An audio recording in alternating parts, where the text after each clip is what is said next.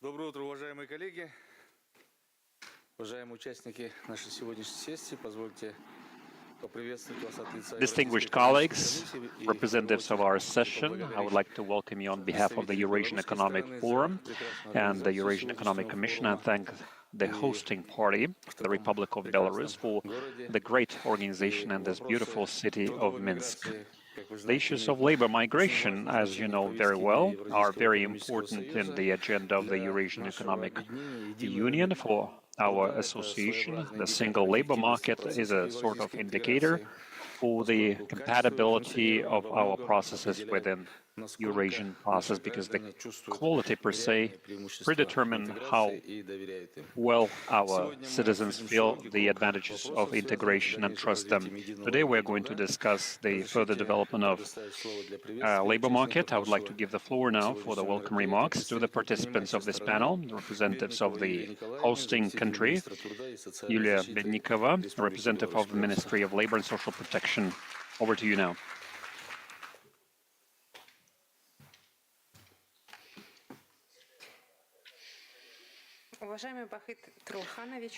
Distinguished Bakhit Mokhrolovich, members of the plenary, as a representative of Belarus, I would like to welcome all the participants of today's session and thank you for the interest to the labor market development issues.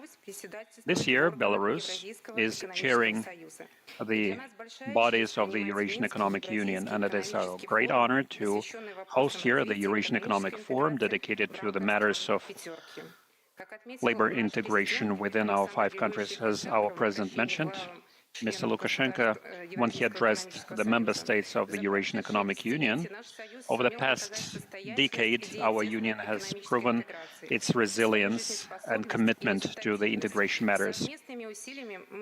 Through our joint concerted effort, we have built the capacity of macroeconomic sustainability and minimized the effects of negative geopolitical factors. Of course, one of the important prerequisites of further integration processes is the creation of single labor market, which would build on the freedom of labor force movement, coordinated, concerted, and what is equally important, mutually beneficial policy on the matter.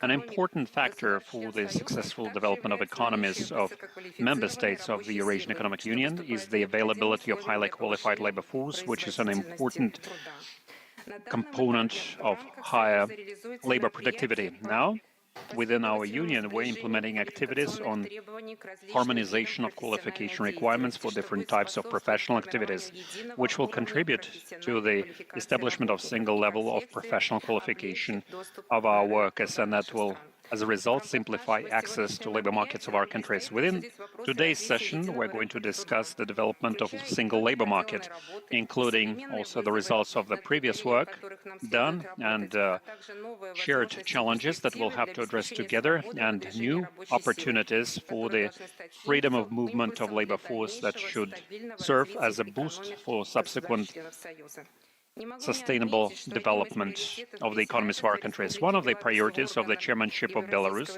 in the bodies of the Eurasian Economic Union this year is the activization of interaction in the field of digital technologies to minimize significant digital barriers. Now, in the context of economic development of the 5 countries, digitization is priority number 1 that allows us to expedite and minimize and simplify most of the processes. Considering these themes in my presentation at this plenary, I will speak mostly on the digital development of the social and labor sphere. But Viktor Mukhanovich and distinguished guests, I would like to wish everybody fruitful work and invite everybody to constructively discuss the items of today's agenda. Thank you very much. I would like once again to thank you and your team for the active preparation for today's event. You did such a great job that you have highlighted the main matters or items of today's agenda. Before we start the discussion, I would like to briefly ask all our speakers to use 5, maximum 7 minutes to your keynote speeches so that we could have time to discuss everything. Irina Nikolaevna, you have already mentioned the issues of digitization. This is the great work done within our union, in our countries. Sure enough, it is related to the high speed and multi-speed and different levels of achievements at our country levels, but we take it under advisement and try to harmonize it by creating an enabling environment to, most importantly, so that the beneficiaries of our integration and our joint work, our citizens, would feel, or rather feel no barriers and have a possibility to quickly feel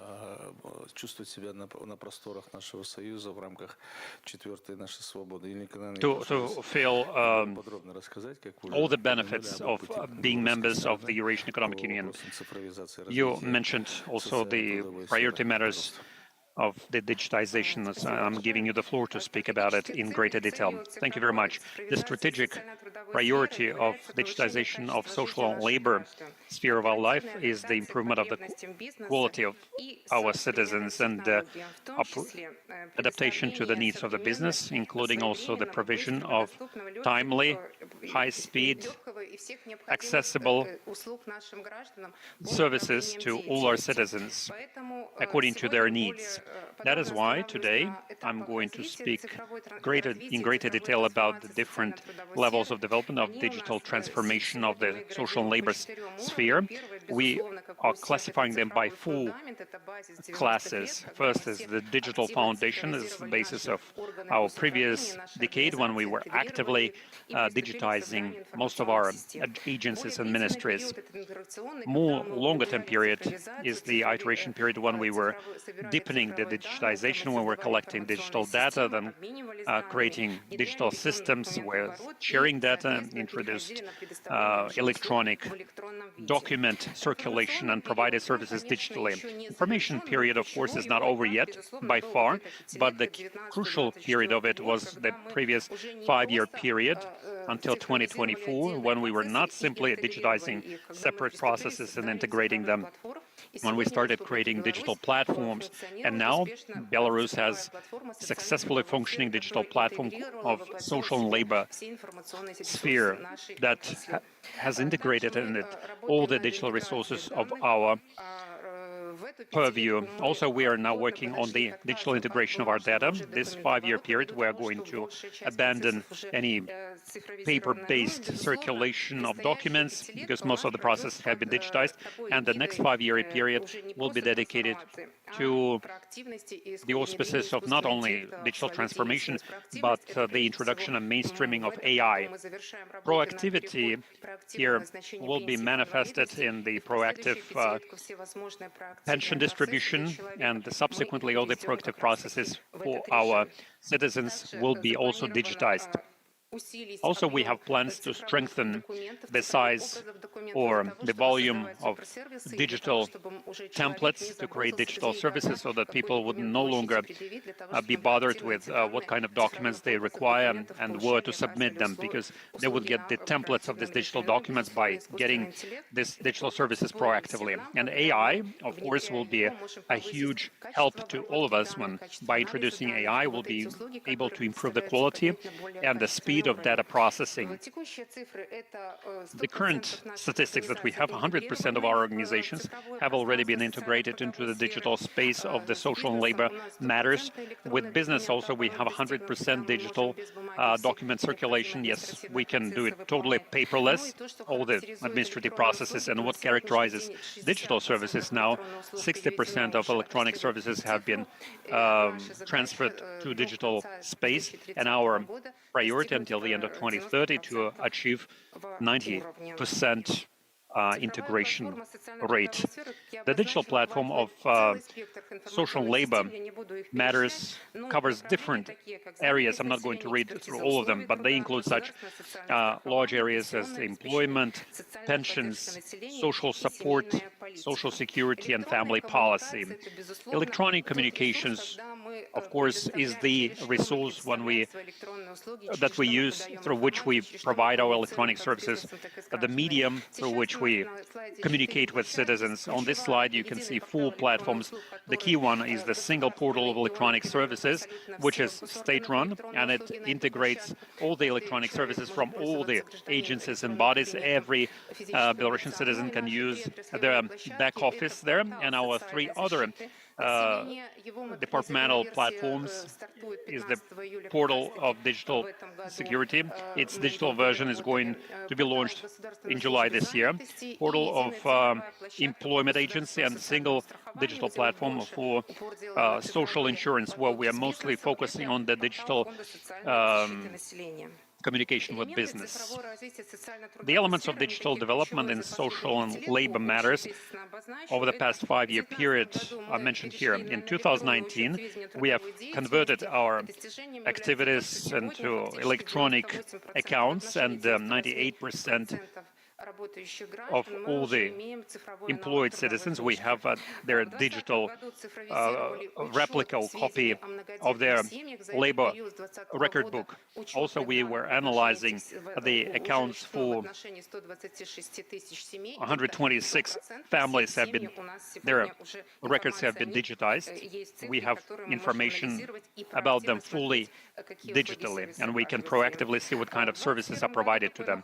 In 2021, we introduced, upon the initiative of the President of Belarus, a voluntary insurance, social insurance, when people can choose to have a second pension, and then the state can extend its helping hand, thus doubling the size of their pension by crediting to their pension account additional revenues. In 2023, we introduced a mobile back office for the insured individual. This is quite an active platform through which we communicate with our workers. More than 2 million citizens are using it actively. It's like virtually half of all citizens actively gainfully employed in our economy. I will talk about it later. And 2024, we have moved over to the allowances records platform, when employers put all the information into this platform. Now we have special calculating parameters, and based on which the employers can calculate and pay out these allowances. Available space is yet another assignment that we've been doing over the past 5-year period. We were automating the accountability of those sites and their accessibility for people with disabilities. And the new version of the portal of social insurance, social security, in this available space or accessible space, any citizen will be able to quickly find which institutions will be accessible for people with disabilities. Electronic back office is our mobile application. We do realize that mobile technologies are the most popular among our citizens. We originally launched it in 2023. It proved to be quite popular. Its chief mission, which resonates with our citizens, is the digital replica of the labor records book for our citizens, where they can find all the information, whether their data is registered in the social insurance system, whether people are insured in the place of their current job placement. We see whether they credit their pension account and other information sources that help them sourcing some additional information, and it's a mobile, very convenient application that allows them to have a control over it. So these are our main missions or things that we do. If you have questions, I'm prepared to answer them. Спасибо большое, Юлия Николаевна. Благодарю вас еще раз за выступление. Действительно, Thank you very much. Thank you for your presentation. вызывает огромное уважение тот уровень Indeed, цифровизации, который вы нам сегодня digitization показали. levels Республики Беларусь presented to us развивается с такими скоростями. are quite И, конечно же, impressive. впечатляет планы The speed на of следующее development пятилетие, которое полностью is учитывает amazing. все сегодняшние And вызовы и the использование next искусственного 5 интеллекта, years задачи, которые стоят are going впереди to integrate внутри smart нашего tasks объединения и and digital solutions пределах наших стран-участниц. Я еще раз хочу поблагодарить within the member я думаю, state что у нас потом будут еще community. мнениями. И, коллеги I'd like to thank you, wish you задавать вопросы. success. I think we will have Q&A session later. Переходим дальше. Вот один из важных аспектов нашего дальнейшего развития является, конечно, соблюдение мер по охране труда работников. У Республики Казахстан есть успешный опыт в этой сфере. И The next topic по охране труда и снижению травматизма will come from representative of Kazakhstan, председатель комитета государственной инспекции acting chairman of the Labor Inspectorate of Kazakhstan, Mr. Tamerlan Mlikhabetovich. Good afternoon, colleagues, participants of the forum. The labor market, as we know, it's multifaceted, and decent salary is a crucial point, as well as occupational safety, so that every employee has good salary, occupational safety, and would return home safely. This is a key priority of our president's policy. The president mentioned repeatedly that no occupational accidents should ever occur. In 2024, accidents took place in our country. Unfortunately, there were 1,474. 5% of the population work in hazardous environments. There are 16,000 people that have been affected by accidents, which means we need to rethink our occupational safety standards and approaches. To assess the situation, we use key digital elements. I think we're all embracing digitalization. And this includes risk map and other solutions. This helps prevent accidents and work at a preventative level. The next step would be creation of a control room or situational center that will use the modern systems. Leading technological companies are working in this direction, including H&H, which creates such products as sensors. Next question is improvement of working conditions. In our case, it is the Ministry of Health and Ministry of Emergencies that oversee this, but they are somewhat fragmented in their action, so the holistic picture cannot be formed. And therefore, we need to shift from haphazard measurements to more routine and regular assessments by using installed sensors. The objective is to have a single picture of things in the labor area to avoid duplication and excessive load on businesses. In 2024, the fault of the employee has been annulled in accidents. Previously, compensation could be denied on these grounds. We're also working with disabled individuals to avoid discrimination based on the date of insurance event. Next, we have new approaches to assessing professional risks.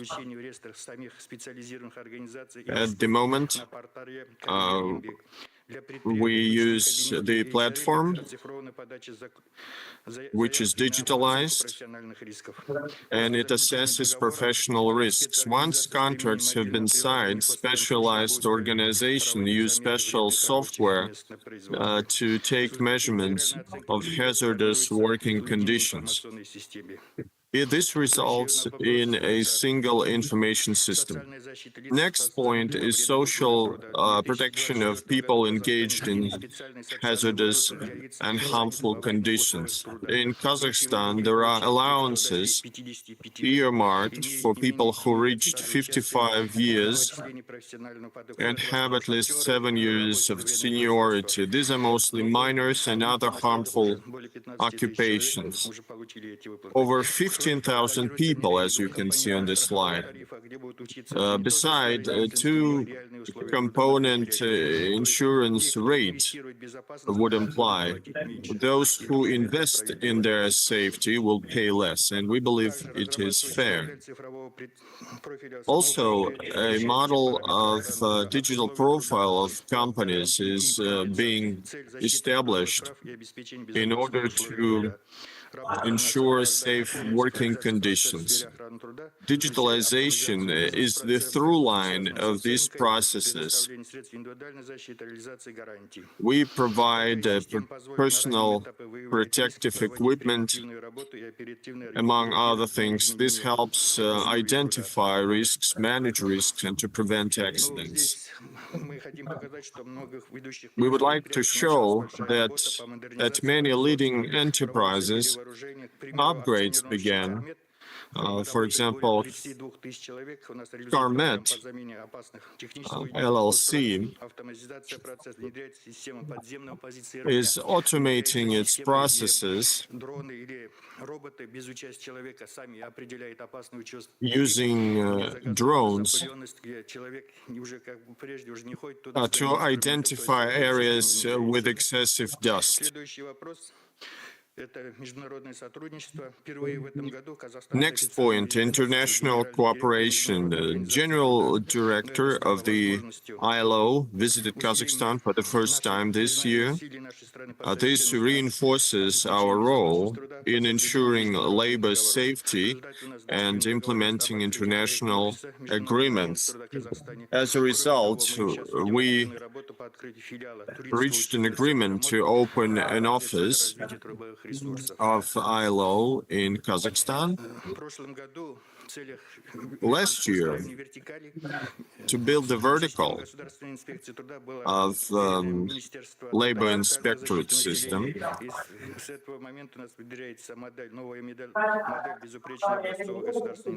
and we are now identifying a new model of impeccable and model state inspector. Since February 29, we will have harshened the labor safety to respond to those mine accidents that we have had. Dear panelists and members of the audience, we work to prevent accidents, to ensure safety, to invest in safety. Consistent implementation of these measures will strengthen the professional culture and will provide adequate support to those who have been affected and for high-risk groups. Thank you for your attention. Thank you very much for your highly informative presentation.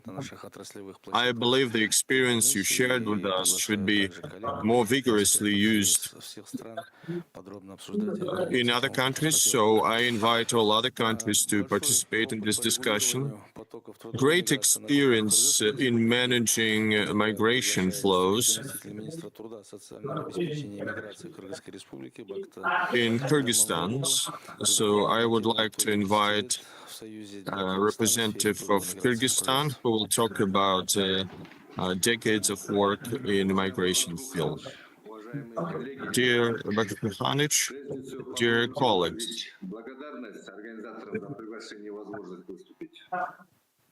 first of all, I would like to congratulate the organizers.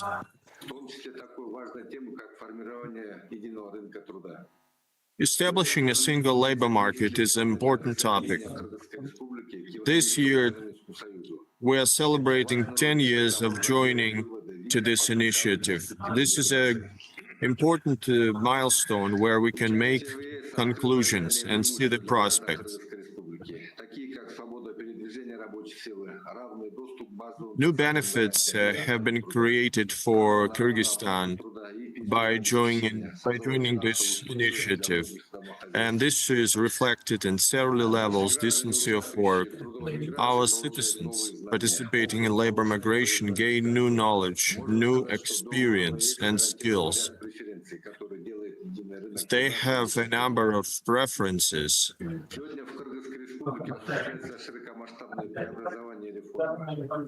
Large-scale transformations are taking place in Kyrgyzstan on this front. We want to create conditions for the return of migrants back to Kyrgyzstan, because we have new enterprises and businesses opening up, for example, textile companies, pharmaceutical companies.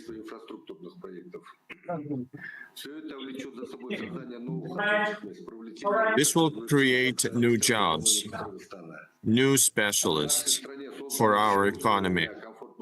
Our country has put in place all the necessary conditions to retain personnel.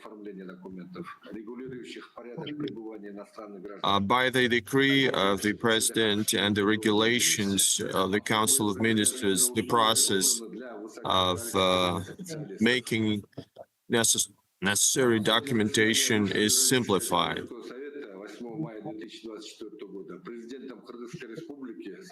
President of Kyrgyzstan mentioned that new knowledge and competences are required that contribute to higher added value.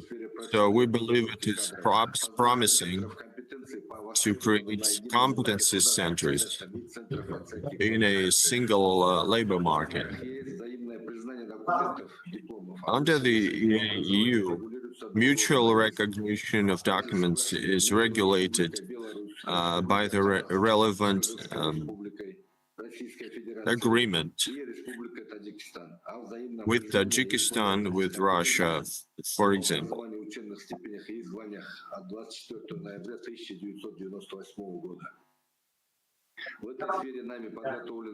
In this field, we prepared a draft memoranda of cooperation with Belarus for closer cooperation.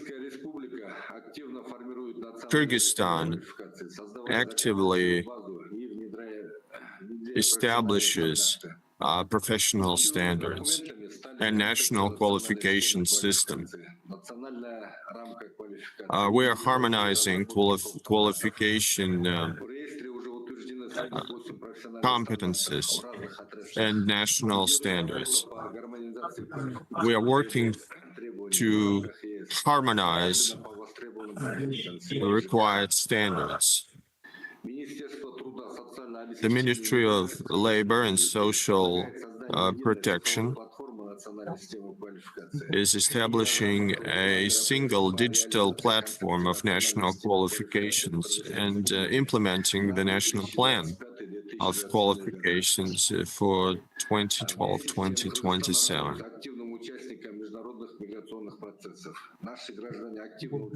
Our citizens vigorously make use of the knowledge that they have gained. We also have employment centers under the Ministry of Labor abroad under government programs. Jointly with the Ministry of Labor, International Labor Organization, we are working to integrate migrants back to our economies and to create jobs for them.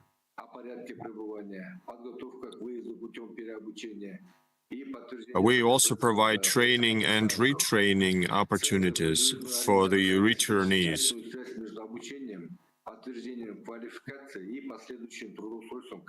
It's training, reaffirming your qualifications, and return to the market. Our citizens can work in different countries of the world. For example, the Russian Federation offers most opportunities for them. They can also work in other EAEU member states. Currently, we're observing tighter controls of migrations in Russia. We appreciate these measures because this is a response to a terrorist attack in 2024.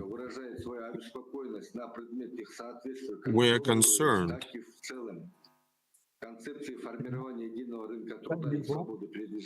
about this, and we keep on informing member states about the need to follow the EAEU migration rules and policies. Still, we believe there are cases of unfounded border checks at airports of Moscow on December 1st, for example, in 2024. I myself was detained and searched and questioned.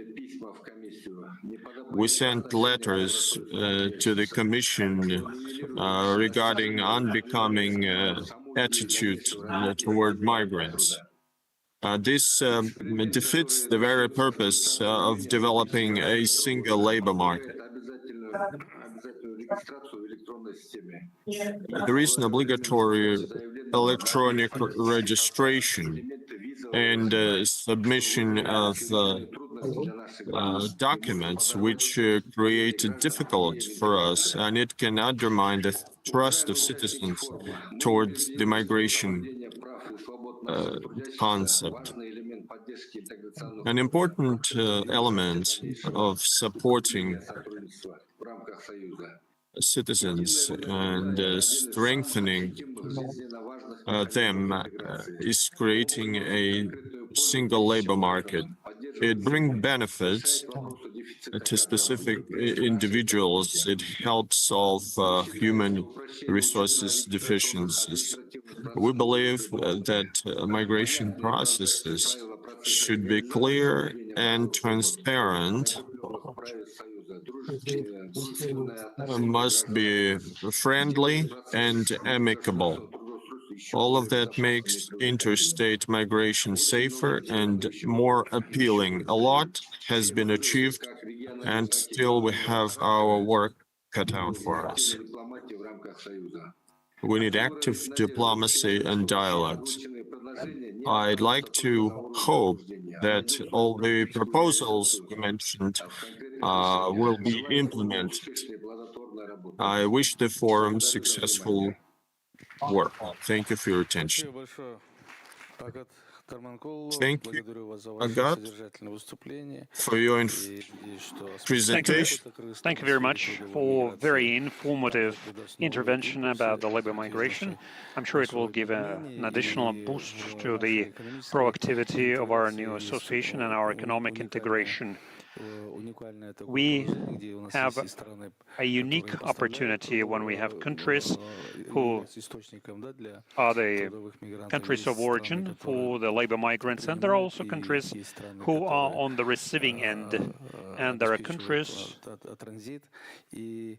who are deemed as transit countries. In all those aspects, we need to cover it broadly at such fora as today, and our Commission is working actively on that to make sure that our workers fully realize all the opportunities provided to them by the economic integration, and most importantly, that they realize their rights and the protection of the rights of workers. I invite Mr. Shklovets. He is Deputy Head of the Federal Service on Labor and Employment.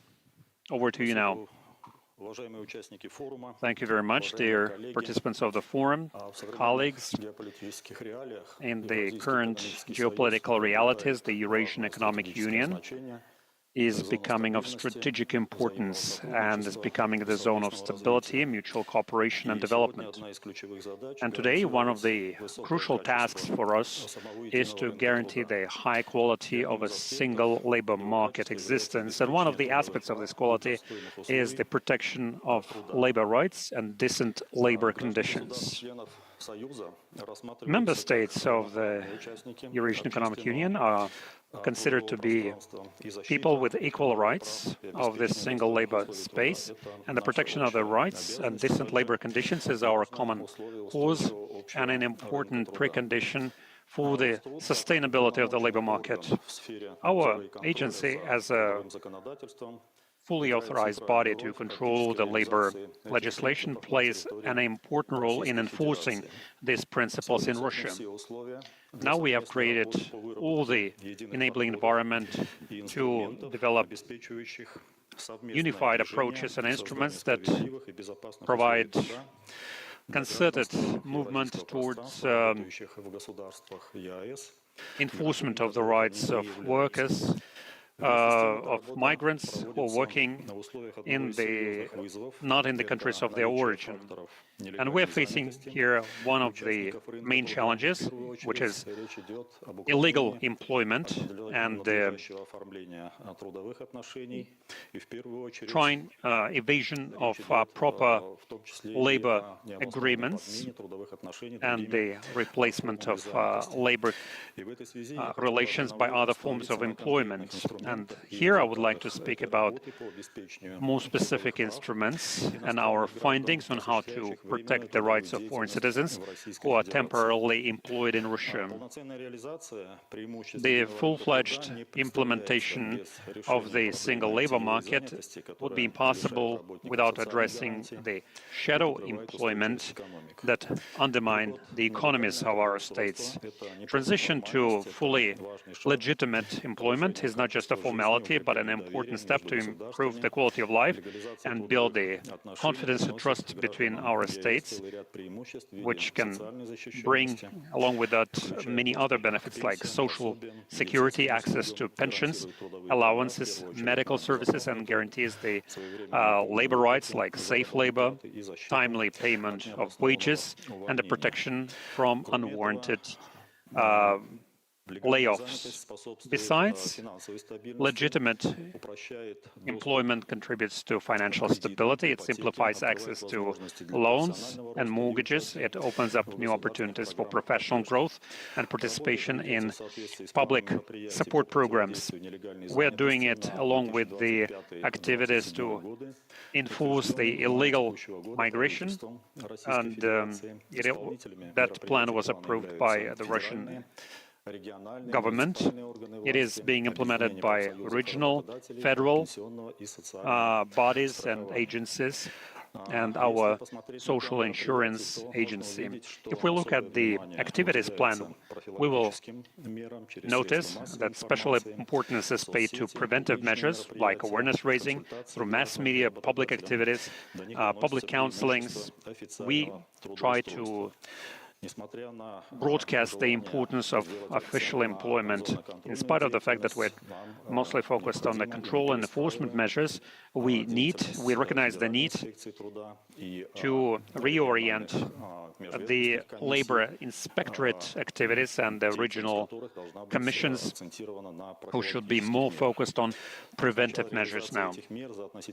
From the very beginning of implementation of these measures in a very brief period of time, through such measures, we have legalized thousands and thousands of people, which reduces considerably the shadow employment, but increases the trust to official institutions. I would like to note here that our success in overcoming the illegitimate employment largely hinges on the concerted efforts of all member states of EAEU. We need to build our trust on mutually coordinated and safe labor market, and our policy will build on the following matters.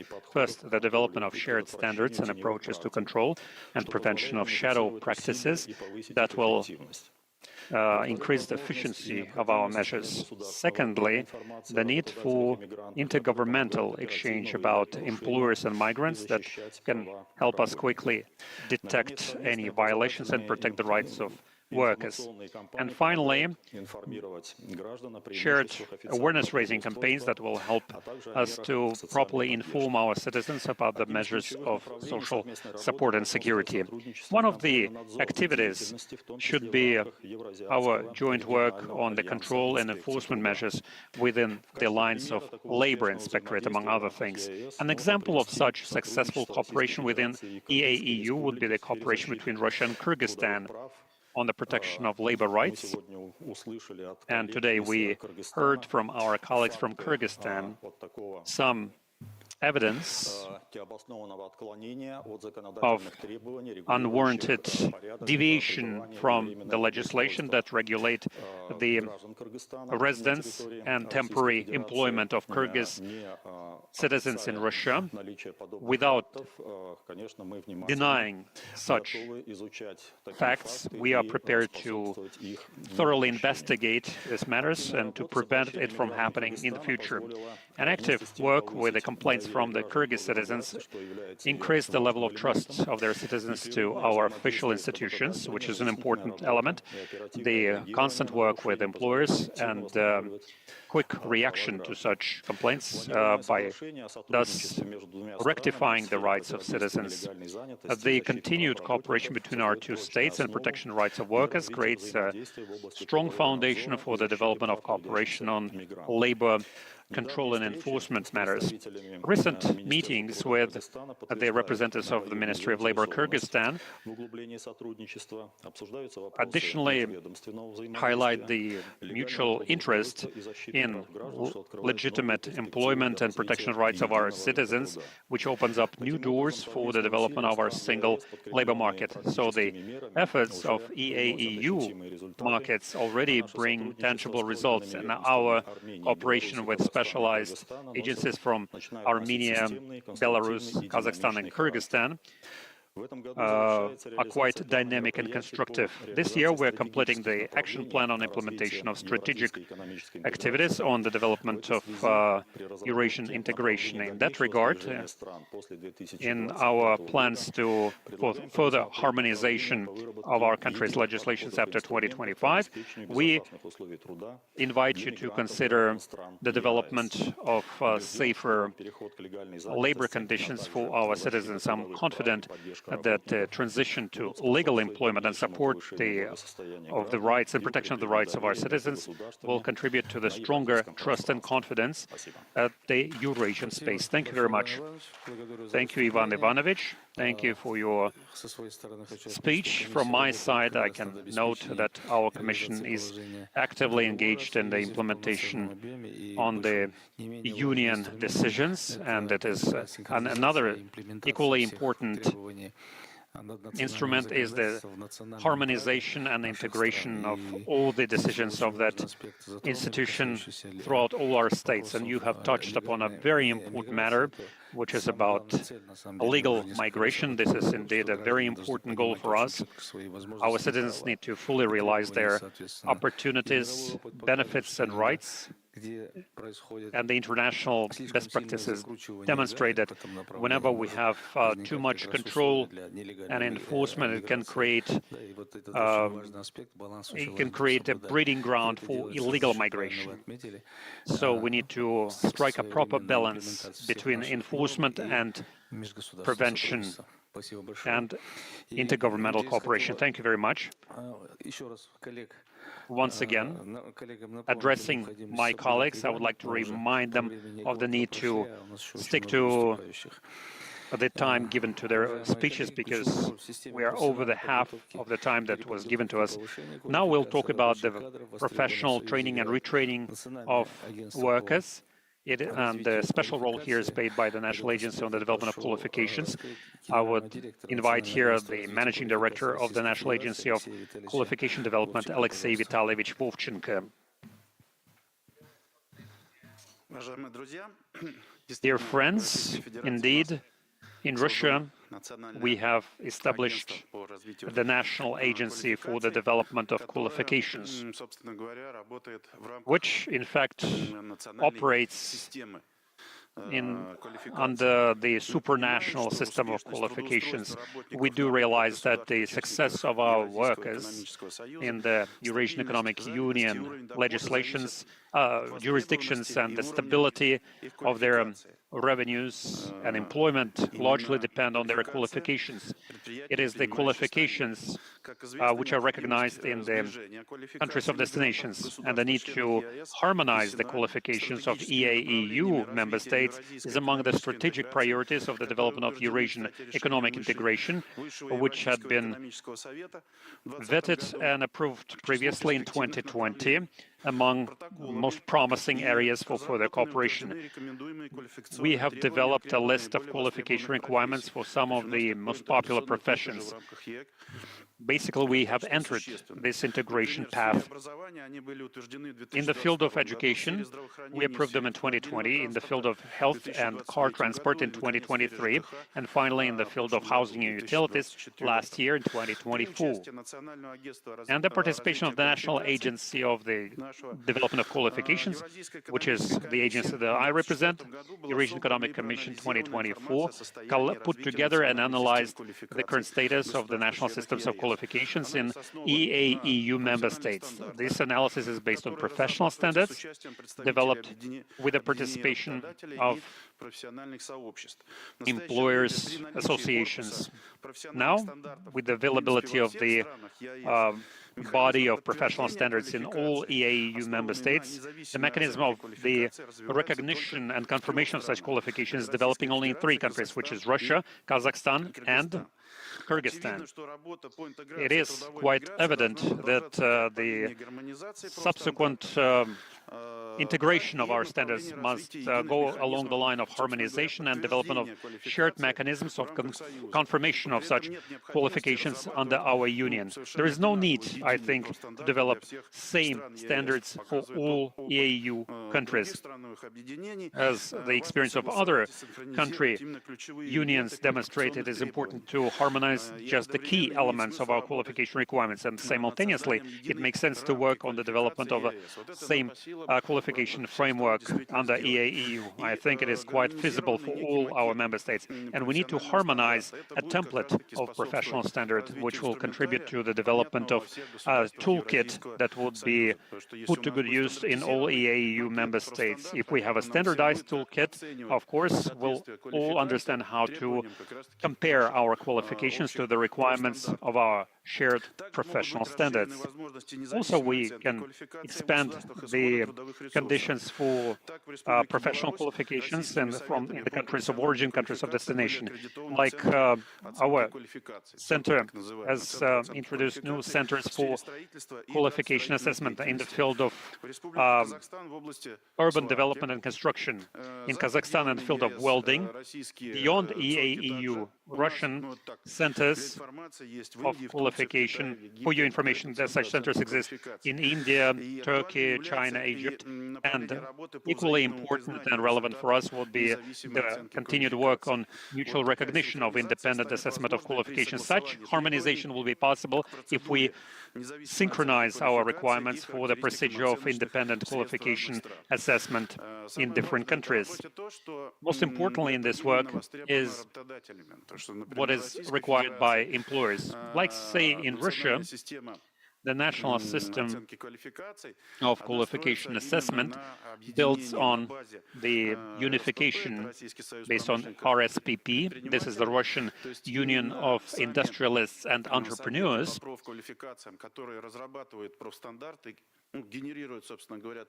We generate new requirements and we develop it for the employers, entrepreneurs and the professional community. This way we can formulate the qualifications better, and these councils can professionally assess such qualifications. This is not a state-controlled association, this is the requirement of a professional community. This way we can assess the qualifications which are in need of a professional community, which are needed on the market. And as a result, the professional training, the actual educational programs and curricula will be based on the requirements of professional standards. Here, the integration paradigm is very important for EAEU community. Just yesterday, we had a meeting of our session of our business council, which brought together different employers from different EAEU member states. We have put together great work on the harmonization of our qualification requirements, and the Commission participated in that session, and we intend to have a serious progress in terms of the proposing and approving the shared qualification requirements and the qualification framework within our 5 countries. Thank you very much. Thank you for very informative input. Indeed, you touched upon very important things. What is better here, whether we need to all convert to same standards, do the same kind of training, or move rather more quickly along the track of mutual recognition. And this is an important aspect in the field of freedom of movement of labor resources.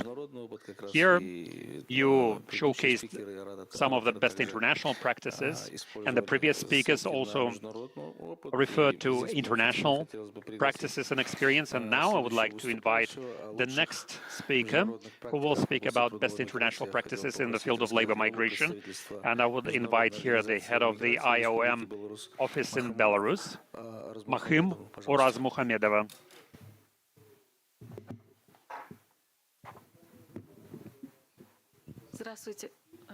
Hello.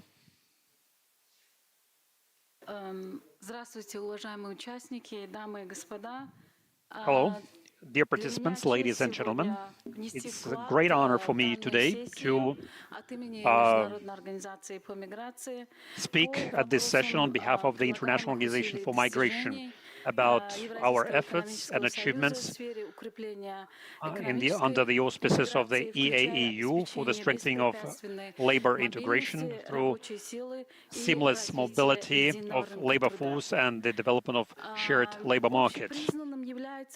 It is a globally recognized fact that the proper management of migration contributes to better economic results, and it satisfies the intents of migrants themselves by bringing benefits to the society that migrants join and integrate in, as well as the benefits for the countries of origin.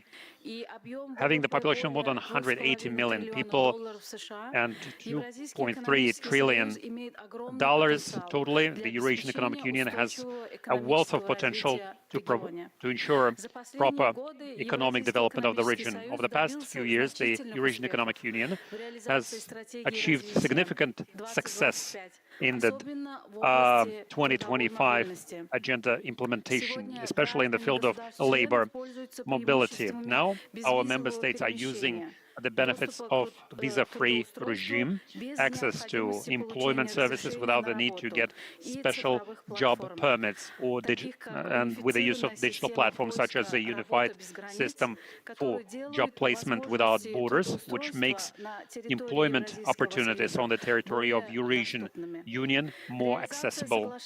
The implementation of the agreement on pension services for the Eurasian Economic Union member states and the stronger efforts on professional qualification recognition are in all important steps toward building the single labor market, and it strips away the administrative barriers. These efforts create a strong foundation for better integrated economically sustainable and concerted labor region. In spite of the previous progress, we still need to intensify our international cooperation efforts. The availability of labor force and skills plays an important role in the social and economic development for both countries of origin and countries of destination. And still, the issues of labor migration in the region remain to be under-solved or under-regulated. The recent survey of the IOM in the region demonstrates that a significant portion of labor migrants are unregistered in accordance with the law of the countries of destination. The same survey says that in spite of the existing legislation, the experience of many migrants is still many of the migrants still mention administrative barriers, lack of access to their services, and the lack of information about their rights. The underemployment is still a matter and which creates additional risks for labor migrants and reduces the potential of labor migration. Mutual recognition of skills is uneven. Migrants face difficulties in recognizing professional competences, which prevents them from contributing to host countries' societies. Our data confirms discrepancy between actual demand and available supply for key competences. Gaps in social protection, especially in accessing healthcare services, makes migrant families weaker.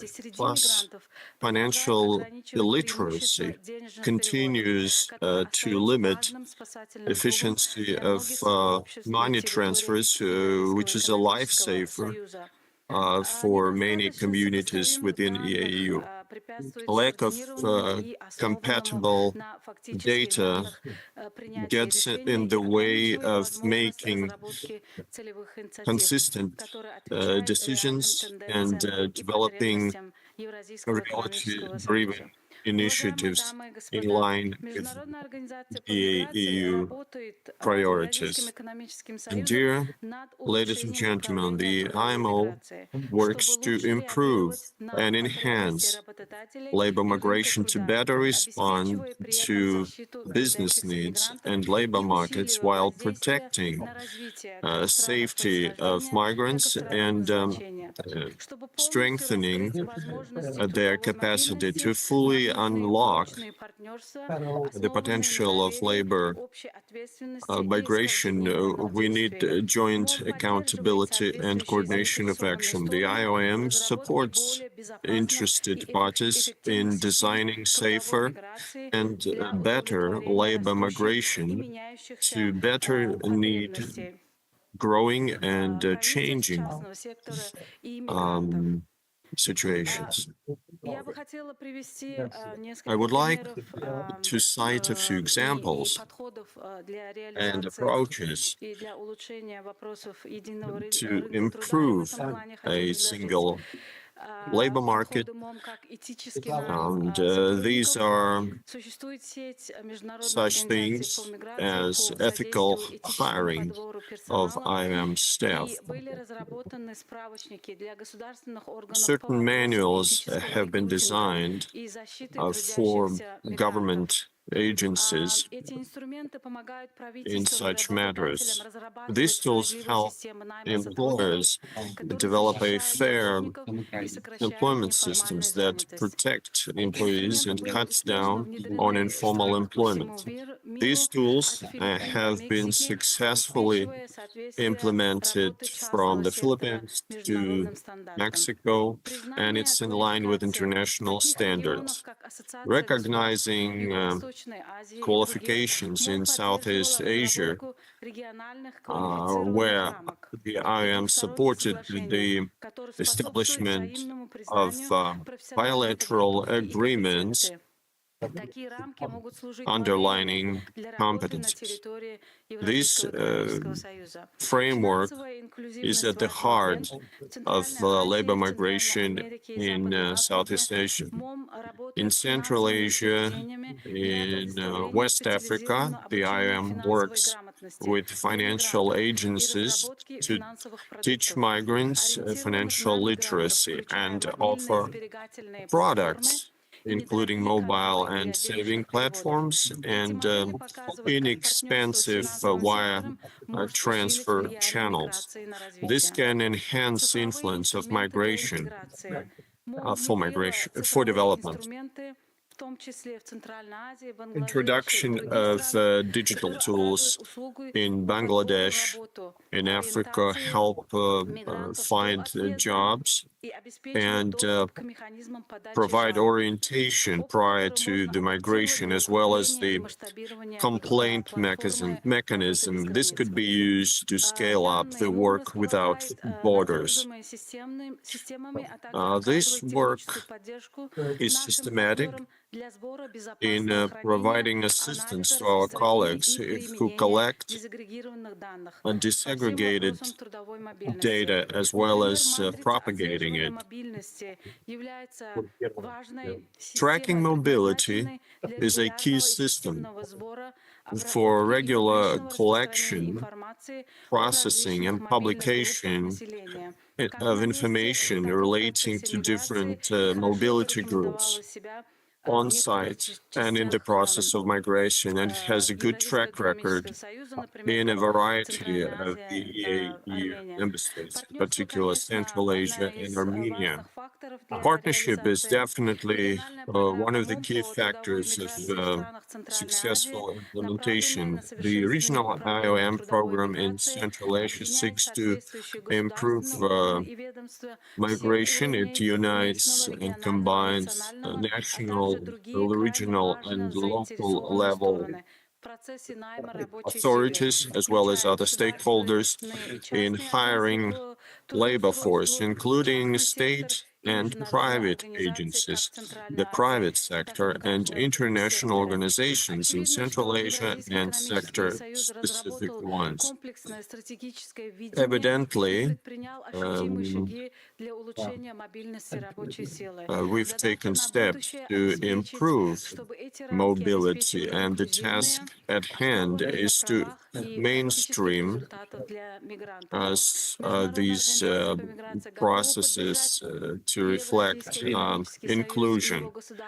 The International Migration Organization is ready to support the EAEU in their aspirations based on international experience and joint commitment to orderly and safe migration.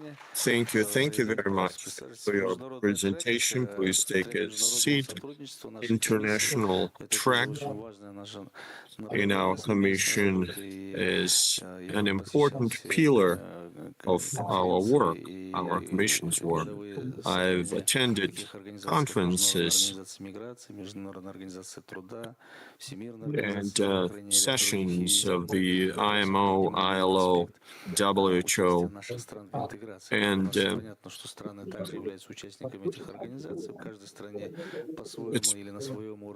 it's obvious that our member states contribute to the work of these organizations.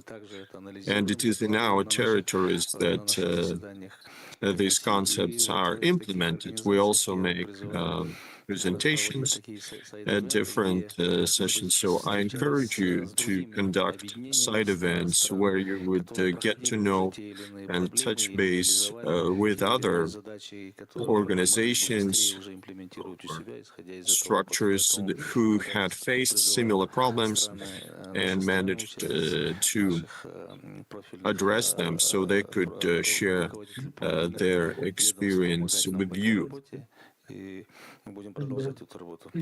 And we will keep up this work. Dear colleagues, traditionally, an important role in labor migration is played by the integration and cooperation with trade unions. I would like to invite Secretary of the Permanent Commission of the Interparliamentary Assembly of the CIS. First of all, I would like to say that the trade union, Universal Trade Union Conference is an opportunity to share opinions. Is it okay?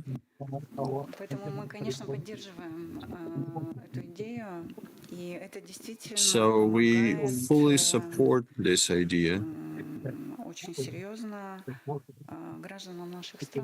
And it helps seriously our citizens to feel okay.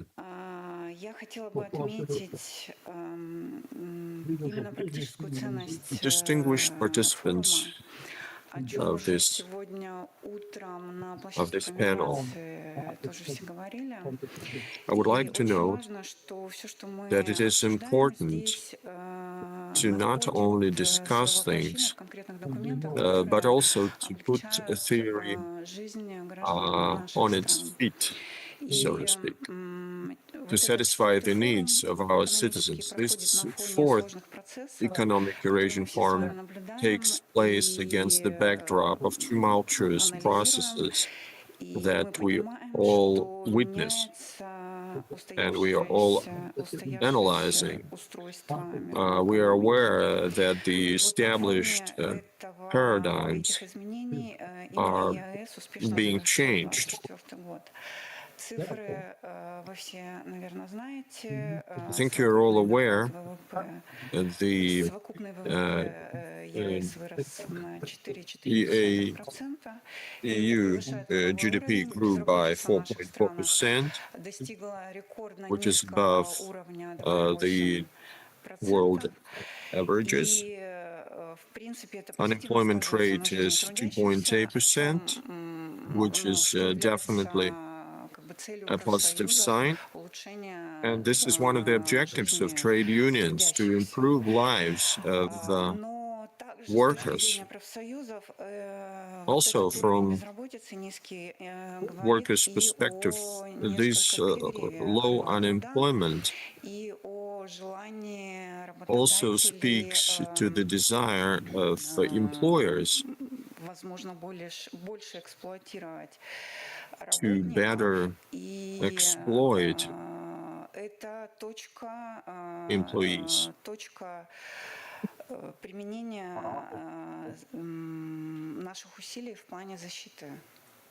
This is where we should apply efforts to protect workers.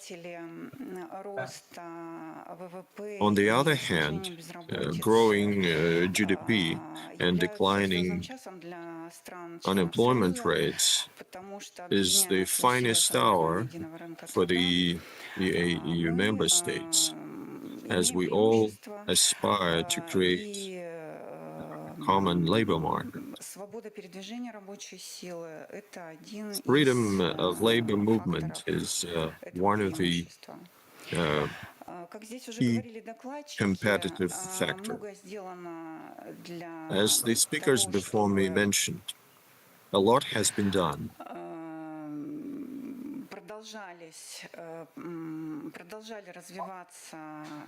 to continue to develop these processes.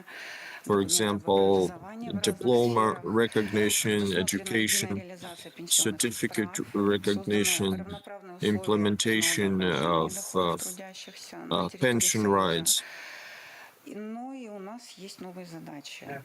And we have set new tasks. The key factors which will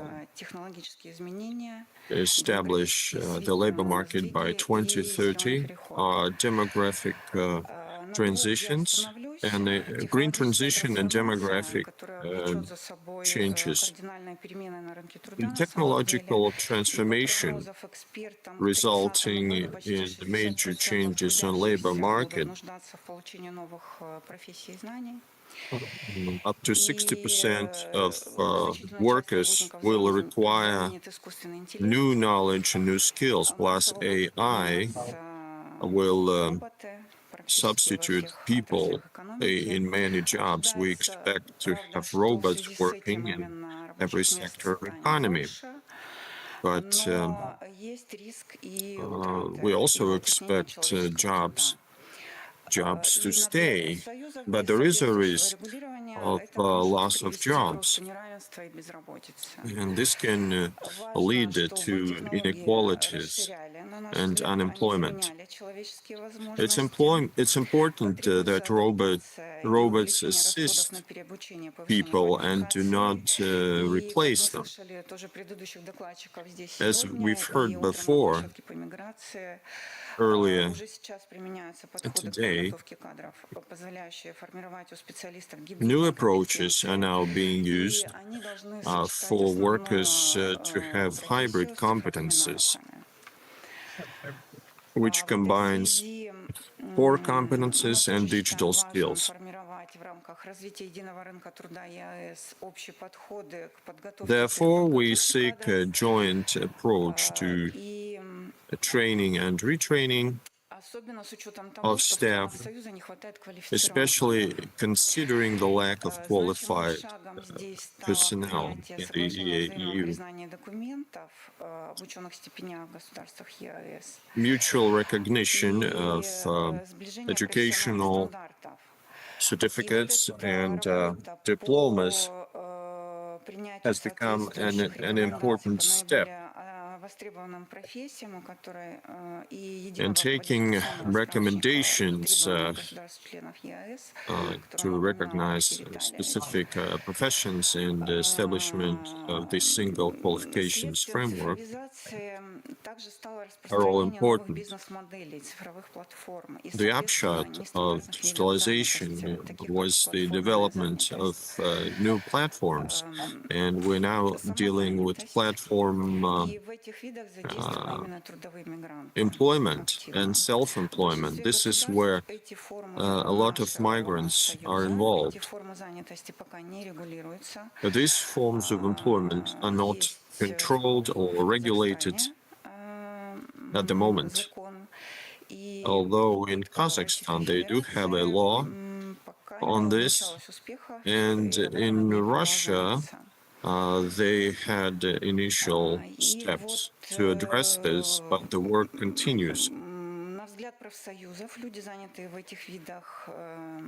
In the opinion of the trade unions, people engaged in these forms of employment are in precarious situation. They don't have assurances. And this is the topic which was addressed at 113th session of ILO in Geneva, which has recently ended. And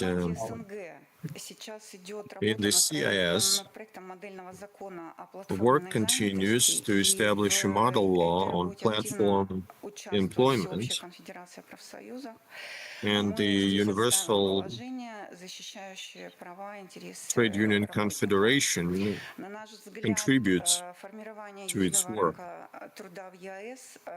We believe development of a single market in the EAEU,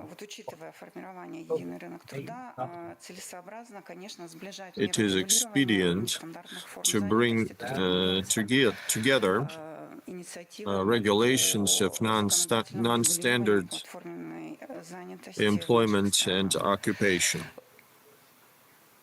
Вызовы рынка труда, если говорить о демографии, это вот вторая тема, которую я хотела бы затронуть. Labor market challenges с ростом численности населения в одних странах и старением в других. Are related to aging of some people, which may lead to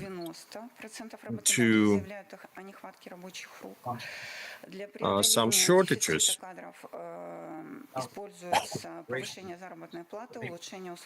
In Belarus, for example, they claim 60 to 90% of those shortages.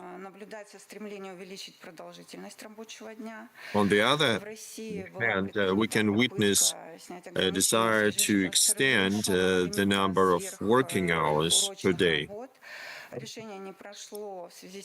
In Russia, they wanted to implement overtime, but some claim that this step would result in poor health of employees and ineffective labor and employment. The trade unions believe that we need to focus on innovation and not over exploitation of workers. The shortage of staff is mitigated by labor migration. However, labor streams change. They are not consistent. They are affected by the socio-political situation. And as it was mentioned by the previous speakers, the influx of labor migrants to Russia has subsided a bit. At the same time, by the end of 2024, we saw the increase of the number of labor agreements signed with the members of the EAEU by 20%. This is a significant size or significant increase, which testifies to the legalization of labor migration, and the work in that regard must continue. Actually, we appreciate the establishment or celebrate the establishment of the platform called Labor or Employment Without Borders, which could create an enabling environment for labor migrants in our countries, which is a great information platform for them, but also it can serve as a single space for the development of shared concept and documents that would protect the rights of workers. We believe that integration of labor and labor agreements and general employment and our efforts on the development of joint approaches or shared approaches on employment legislation between our countries is also a ripe ground for collaboration within our union space and expansion of our activities as an organization responsible not only for economic matters, but as we can see here, social and labor issues as well. I would like to finish my speech on this note and thank the organizers for the invitation. Yes, thank you very much. You touched upon a very important aspect indeed. While we're all together working on the supranational legislation and implementation of national legislations and their harmonization, the world is changing quickly, and the new popping up factors such as epidemics or geopolitical changes are capable of not only changing the directions of migration flows, but create new types of employment that can compete with existing jobs, also artificial intelligence.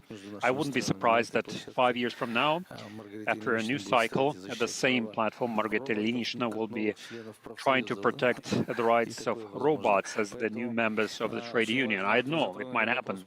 So you touched upon new forms of work, platform in employment. I think all of us will find it interesting to hear yet another keynote speech from one of the main vehicles in this field. I invite Uzbek Azizberovich, Director for the Development of such a platform,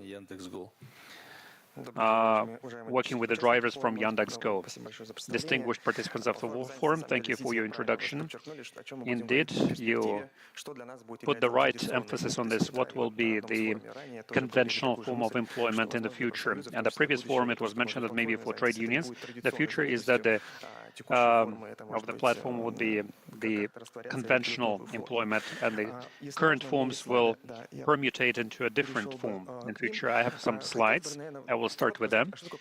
Very briefly, I can tell you about the platform employment. Platform employment is the new type of employment that appeared with the development of digital technologies. We have now platform sites and mobile applications that allow us to unite two different parties of economic relations. First, the users, like people who are looking for special type of services. If you want to order a cab or deliver some food to your place, or you want to rent out your room, or you need a repairs work.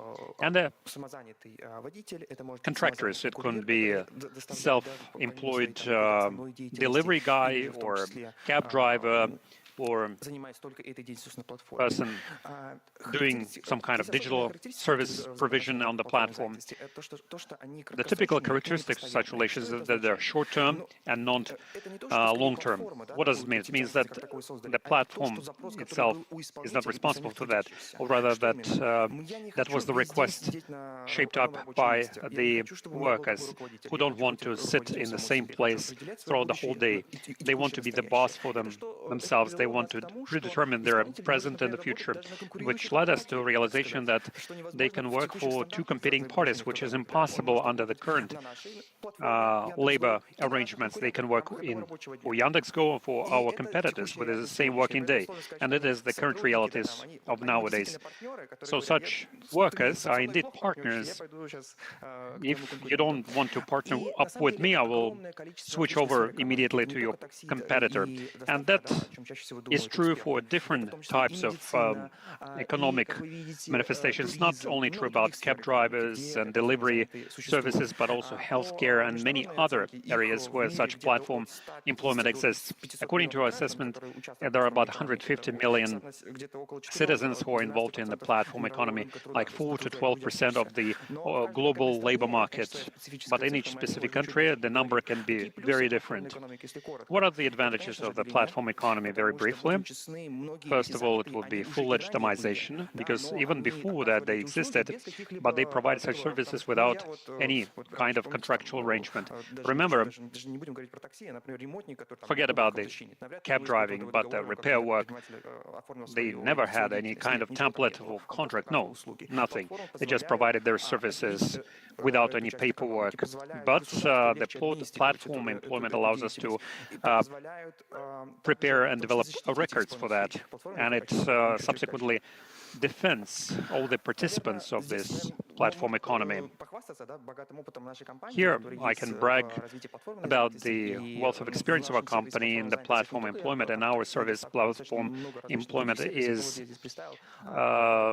covering not only cab driving and delivery, but here you see some of the services that we exercise. We actively work along with the governments of those countries. We develop legislation, national legislations, and considering that some country jurisdictions now have their platform employment terminology. In Kazakhstan, for instance, we actively work with the Ministry of Labor and Social Protection, with the Committee of State Employment, and one of the colossal results of our work, colleagues can confirm that I'm right. More than 80,000 drivers have been socially protected by us. But how exactly? In Kazakhstan, there is a special opportunity in the trade code when we can work as tax agencies for some of those drivers in that respect. And the specificity of Kazakhstan is that they have only 1% of income tax, but also 3%, which is paid out for different other taxes like pension insurance, medical insurance, and social insurance. So in that respect, we can say that platform employment can and is able to protect our clients. More than 80,000 citizens of Kazakhstan are already employed by the platform, and on a monthly basis, they have both medical insurance and they are paying parts of their revenues for their future pensions, which wasn't part of that arrangement in the past. Of course, we need to further harmonize and better this platform employment arrangements to have mutually agreeable principles here. You can see another country where we implemented everything. Some statistics. In the Republic of Kazakhstan, as I mentioned previously, we have 80,000 self-employed drivers, but the total number of self-employed drivers in Kazakhstan more than 2 million. In Russia, for instance, more than 13 million. It's a colossal number of self-employed people who are driving force the economy because they're paying taxes, of course, and they're providing services. We, as a company, actively involved in all sorts of projects. In Kazakhstan, we started it as a pilot project with the government of the Republic.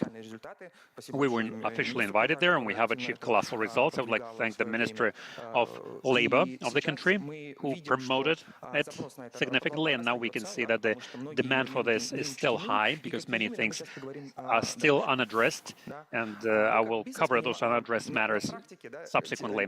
We as a business, we are the people who are implementing the provisions of the legislation, and we directly see the needs voiced by the self-employed people, and we have decided for ourselves a set of principles that need to be supported to develop this platform employment. There are two blocks here, platform and the government.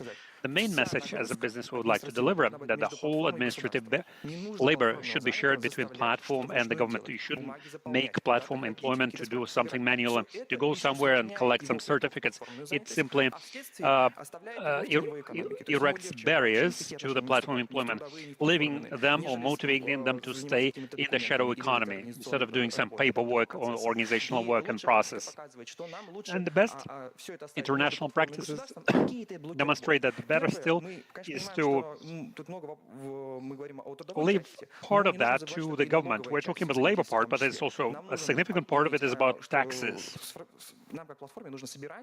We as a platform need to collect tax identifiers like ID numbers, tax identifier, tax status, and if a person will be going someplace to register as a taxpayer, it will take years. When the whole, like those millions and millions of drivers will do it, it will take years and years. And the quickest way is when the government will open up such a status on their behalf.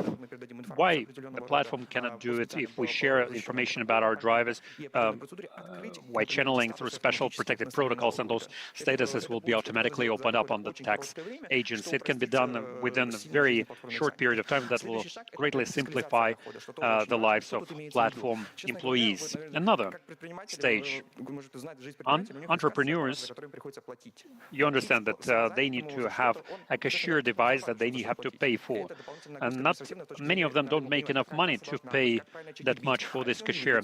Many of them don't know how to print out receipts, and how we decided to simplify it is the automatic fiscalization of income after each service provided. There is no way for them not to issue a receipt, and it is totally free of charge for them. So this way we significantly minimize their costs. Next is the tax agency. What do we mean here within this platform platform legislation, the platform will have a possibility to be a tax agency on behalf of the drivers, and it must be sizable to the income of our drivers. The best scenario that we are considering here is the experience of Kazakhstan, where they introduced such legislation. It was yesterday or the day before yesterday. They approved a new tax code where such results are now enshrined, which covers the full spectrum, both the tax and medical insurance and social insurance, and all of them are like a percentage from income, not like fixed fee, but something related to the percentage. That's all I have to say. Thank you very much for your attention. Thank you for very interesting input and experience. Now I would like to invite Mr. Kurdumov, expert on labor migration from the International Alliance of Labor Migration, who will speak on the organized employment. Thank you very much. Can somebody put my presentation on the screen, please? Colleagues, I represent on the one hand the business community, the Commission for Labor Migration of the Chamber of Commerce and Industries of Russia. It doesn't seem to work. Can somebody help me put my slides on the screen? On the other hand, I represent the Union of Experts and Consultants. We're more than 22 years old. Throughout that period of time, we have prepared dozens of bills, including the main documents for main policies and model laws for parliamentary assembly. We have prepared professional standards of Russia for the specialists on labor migration. And in fact, our chief task here is the expert accommodation provided to all the participants of the labor migration process. When we consider the labor migration processes, we do realize that it implies the participation of the state on the one hand, the participation from the hosting country, because there are some requirements that the labor migration should comply with, the business requirements as well, the complex of activities on the recruitment of foreign citizens and their collection and the doing all the necessary paperwork for them and accommodation of their needs. And actually for the employers and for labor migrants, mutually agreeable migration conditions is the central link of the whole chain of migration. That's what the whole thing was put together for. Speaking about the single labor market of EAEU and freedom of movement of labor force, its high level of organization, safety, and high demand for migration flows. Here we have a piece out the responsibilities of employers, like in Russia, for instance, and we see this task as one of the most important ones. Ever more so that the most recent laws, you see, have significantly increased that responsibility for Russian employers. How to properly protect the rights of foreign citizens here, and we need to increase the share of highly qualified workers in the migration processes. If we try to address all these priorities from the side of employers, the key functions here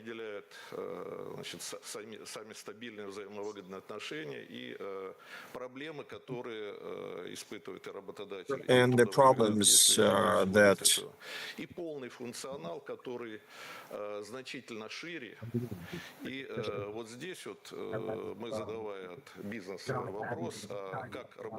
where businesses ask question, how do employers manage to handle the full potential, since 90% of labor migration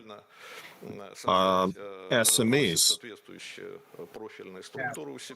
which may not be able to create a relevant profile organization. Therefore, in the market, there are agents working and holding a niche between migrants and employers, and they are not quite honest sometimes. It's important for us to put together an association of professionals who will be placed between migrants and employers.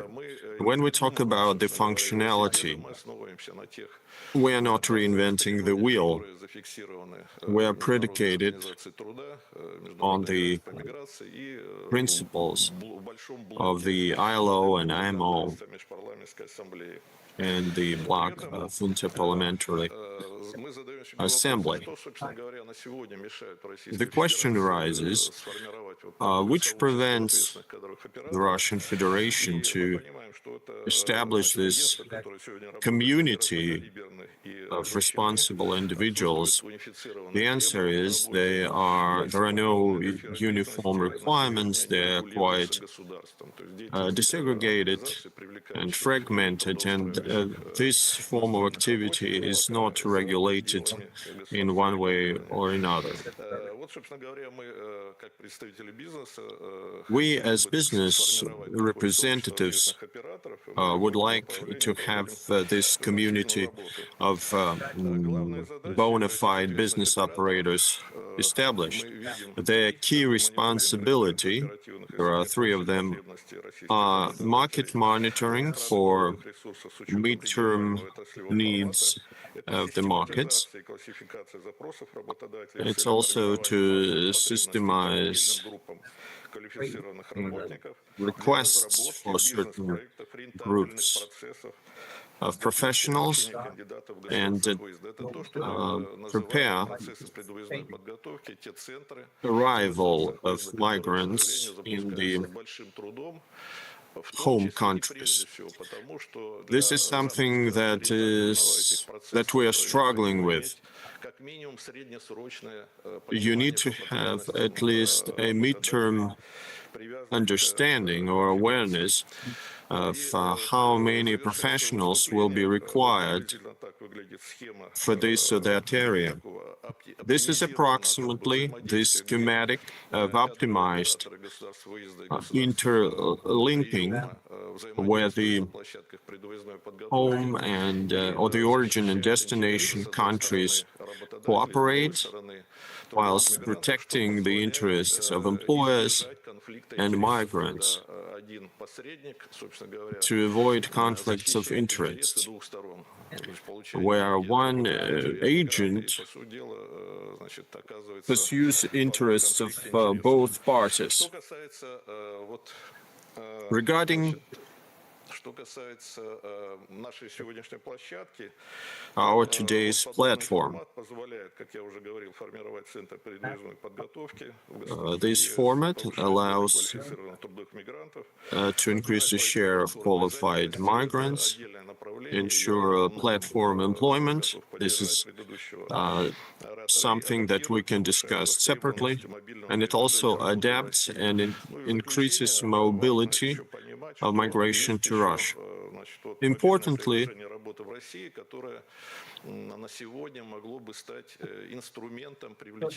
a mobile application for migrants could be an essential tool for attracting third-party nationals. This process must have standards and rules of proceeding because they are necessary to understand the nature and specificities of work. Thank you very much for this detailed presentation. интеграции Dear colleagues, we've с большим удовольствием предоставить слово Евгении Юрьевне Владимировне, discussed секретарь постоянной комиссии Межпарламентской all the ассамблеи key СНГ. Все наши страны являются участницами points, СНГ. Многие вопросы уже обкатаны и также обсуждаются на этой площадке. but still now I would like Благодарю вас. to invite Evgeny Vladimirovna. Уважаемые коллеги, я попрошу... Да, моя презентация уже Dear работает. colleagues, my presentation Несмотря на то, is что pulled основная up. часть моего выступления, конечно же, Despite my сориентирована presentation в being концепцию have общего миграционного пространства в targeting the государствах-участниках concept СНГ, о of которой я сейчас буду interstate space, which I'm going to talk about, большое количество выступлений, которые and прозвучало considering an об abundance платформенной of занятости, presentations не могу on не the начать с topic этого of вопроса. platform Дело в том, employment, что на I площадке Межпарламентской simply have ассамблеи to start государств with that. СНГ работает группа по подготовке модельного закона о платформенной занятости. Большое количество профильных министерств и ведомств, Да. парламентский корпус вошли в состав этой рабочей группы. Мы предлагаем всем заинтересованным ведомствам, участникам нашего мероприятия ориентироваться на эту рабочую группу, может быть, проявлять инициативу по вхождению в нее. Мы признательны за We приглашение на appreciate это мероприятие the для того, invitation чтобы to this не forum просто анонсировать эту работу, to not а just сказать, preview что this в work, but модельном also to законе state заложены направления, that которые the model с law одной стороны envisages защищают права directions which, on the one hand, protect платформенной занятости, the rights с другой стороны of participants. On the other hand, модельный закон the model law призван itself урегулировать всю is aimed at которая сейчас regulating активно изменяет структуру занятости. И, может the быть, как уже говорил Бахыт direction Владимирович, which now интересно actively было бы changes the провести employment structure. такой сайт-эвент по It's этому interesting направлению to с have a side приглашением event on this. государств, которые, может быть, уже имеют лучшие практики We could по invite регулированию countries этих with better вопросов. practices. Конечно же, мы заинтересованы в Of участии course, we are Российской экономической interested in комиссии, так как эти государства, participation of the государства, Eurasian входящие в нее, скажем так, Economic являются локомотивом по Commission member развитию states. платформенной занятости. They are the Конечно же, международные enablers организации of труда, platform международные организации employment, по plus the миграции. И ILO, мне кажется, совместными the усилиями IMO, мы могли бы and сформировать collectively we could наиболее establish эффективный документ, который позволил бы a регулировать more effective это document направление. that could Теперь уже regulate продолжаю this свое line of выступление. activity. Не хочу Further to my задерживать presentation, достаточно I don't want to hold up too much of your time. концепция общего миграционного The пространства concept уже принята of a в single в 2012 году. Комплексная система space is взглядов a участников system СНГ на характеры, цели развития of миграционных rules, процессов. objectives, of goals. Сейчас в соответствии с Nowadays, according Содружества независимых государств to the CIS development program until 2030, it has been decided to update this concept, and the Council of the CIS and the Interparliamentary Assembly, as implementers of this concept, are working to update it. The spirit and the letter of the concept are preserved for both origin and destination countries, as well as transit ones. Естественно, что изменения, произошедшие после 2012 года, это экономическое развитие, Changes since 2012, such as employment structure, economic development, platform employment, акцента на взаимозависимость регионов, которые require принимают и направляют the need рабочую of силу. И, естественно, coordination изменения в between нормативно-правовых regions документах, которые and legislative произошли changes за это время. over Пропущу time. о комплексном характере миграции. I will Я skip the уже slide on the успела сказать. complex and holistic Естественно, nature что of такая migration. концепция должна Naturally, this concept стимулировать активное использование в первую очередь квалифицированной рабочей of силы, stimulating о чем здесь active также use говорили, и способствовать of labor экономическому force развитию наших государств. contributes to the economic Решение, development of our соответственно, об countries. оптимизации принято Советом The глав decision правительств on the государств-участников update СНГ, was made и by the мы рассчитываем, decision что of the наша heads of рабочая state группа, которая of the занимается EAEU, вопросами актуализации, of the CIS member states, весной 2026 года уже in сможет spring of представить 2026, депутатскому корпусу наш it will be подготовленный submitted обновленный to the документ. members of parliament. Мы также будем This его updated, направлять renewed государствам document. и We will then международным организациям, которые работают send it в to этом the широком states комплексе вопросов. and organizations that are working in this broad range of issues. Thank you for your attention. All the documents on migration adopted by the CIS Это действительно большая работа. administration are available on our website. Thank you very much. Thank you for your active work. Перебрали уже время. И Dear colleagues, unfortunately, we are over time already. We've worked hard. мы рассмотрели, и A broad range of issues has been reviewed. Площадки, международные организации. These are international organizations. Я уже говорил о сайд-ивентах, которые мы хотим проводить. I already mentioned the side events that I wanted to have conducted. We are going to advise you on that. Мы для себя очень много выводов сделали, хороших направлений, заметок, которые We've позволят нам более содержательно drawn работать на этих площадках. really good conclusions. Поработать активнее. And I invite you to work more actively because the world landscape is changing very quickly, almost instantly, and we need to respond. So I'd like to express words of gratitude to our speakers, to the participants. Unfortunately, members of the next session are knocking on the door. So if there are any questions or suggestions, please submit them in writing.